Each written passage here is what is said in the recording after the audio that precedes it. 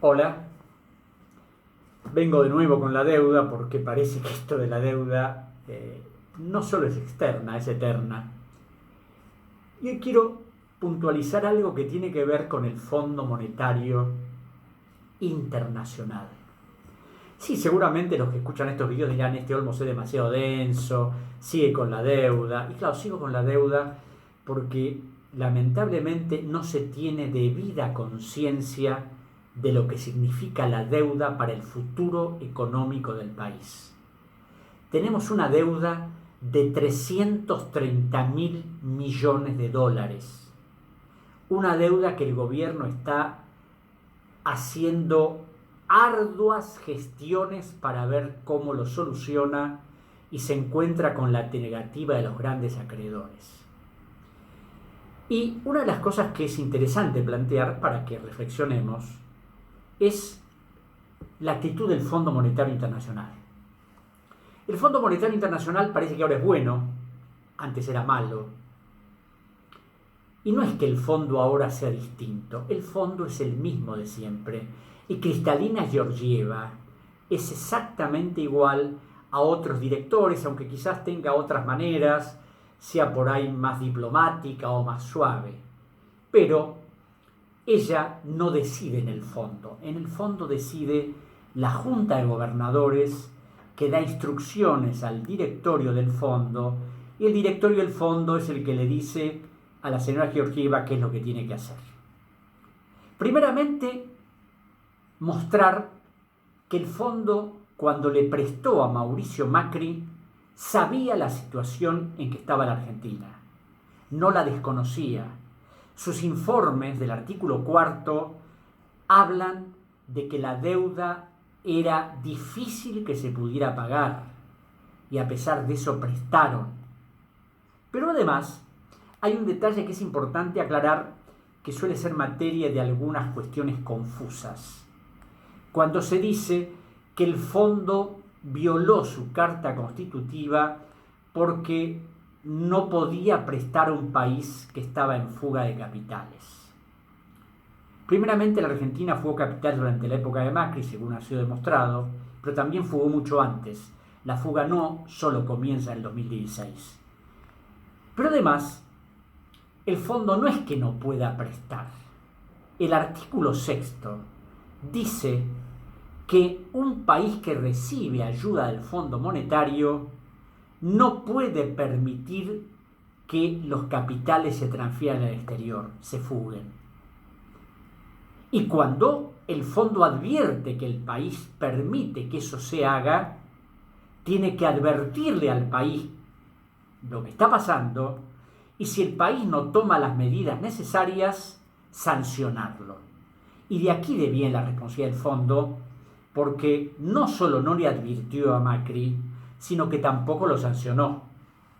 Además de haberle prestado semejante suma de dinero, el acuerdo fue por 57.500 millones, pero llegaron al país a casi 44.000. Y además de su responsabilidad emergente, el primer préstamo es lo que después no hizo.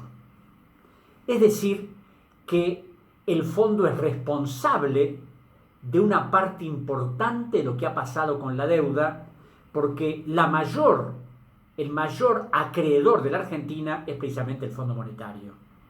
Y que no ha cambiado lo da el hecho de que hace apenas un mes le exigió al gobierno argentino que pagara 320 millones de dólares de intereses, sabiendo la grave situación argentina, sabiendo que el gobierno debe recurrir a la emisión monetaria para afrontar una enorme cantidad de gastos derivados de la crisis económica que ha traído el coronavirus, pero no ha tenido piedad y le dijo hay que pagar.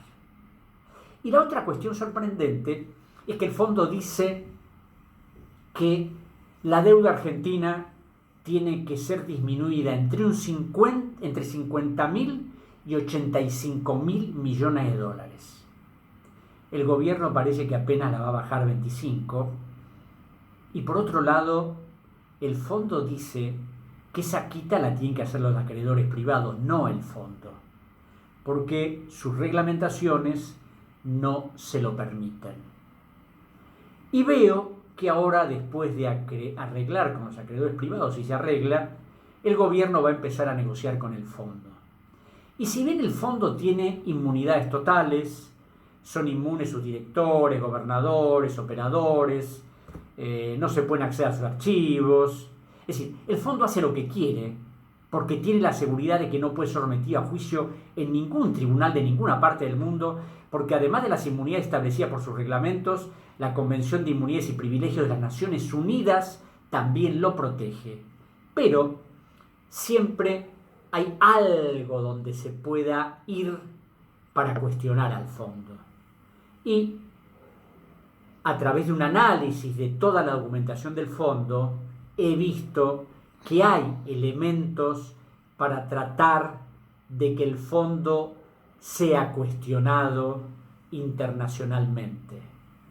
Hay elementos dentro de toda esa enorme papelería de reglamentaciones y carta constitutiva y estatutos para lograr poner en evidencia al fondo y ver de negociar de otra manera.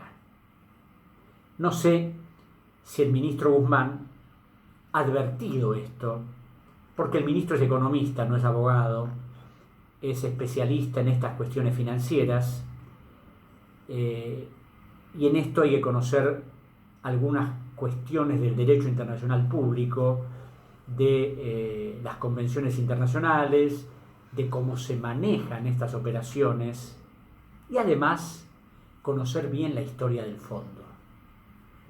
El fondo celebró 29 acuerdos con la Argentina que nunca nos beneficiaron. Y yo diría que el último es el peor de todos. El peor de todos por la responsabilidad del fondo, por no advertirle al gobierno, porque sabía que prestaba a un gobierno que no iba a poder pagar, porque sabía que los capitales estaban fugando, porque sabía que no había un proyecto de país concreto, excepto discursitos y sobreactuaciones del jefe de gabinetes, del presidente y de los ministros, que parecía que cuando hablaban estábamos en un país del jardín de infantes, donde todo estaba perfecto y íbamos a seguir adelante, íbamos a crecer, íbamos a conseguir inversiones, y nada de eso ocurrió.